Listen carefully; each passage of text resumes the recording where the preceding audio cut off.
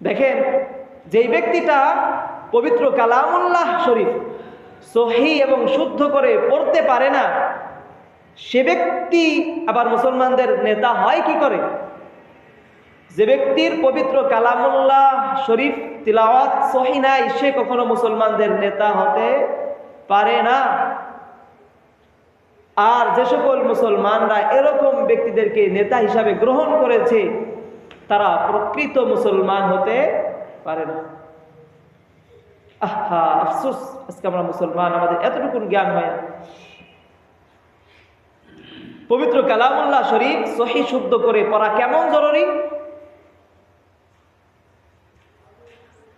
নামাজ ভঙ্গের 19টি কারণের মধ্যে 1 নম্বর যে কারণ, সে কারণটাই হলো নামাজের মধ্যে অশুদ্ধ তিলাওয়াত করা।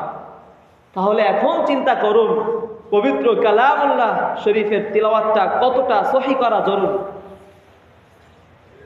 সহি হয় না, চেষ্টা তো করতে হবে। চেষ্টা না করলে তো আপনি ক্ষতিগ্রস্ত হবেন। আমরা মুসলমান, আমাদের নেতা ছিলেন হযরত মুহাম্মদ সাল্লাল্লাহু আলাইহি ওয়া আলিহি ওয়াসাল্লাম। আজও দুনিয়াতে যারা বা যাদেরকে আমরা নেতা হিসাবে গ্রহণ করব, আমাদেরকে দেখতে হবে তাদের চরিত্র, তাদের স্বভাব, তাদের আখলাক নবী সাল্লাল্লাহু আলাইহি ওয়াসাল্লামের মতো আছে কি না। নবী সাল্লাল্লাহু আলাইহি ওয়াসাল্লামের মতো আছে কি না।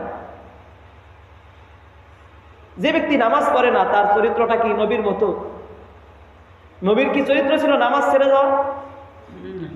তার মানে বোঝা গেল, যে ব্যক্তি নামাজ পড়ে না, সে কখনো মুসলমানদের নেতা হতে পারে না। যে ব্যক্তির কুরআনুল কারীম সহি নাই, শুদ্ধ নাই, সে কখনো মুসলমানদের নেতা হতে পারে না।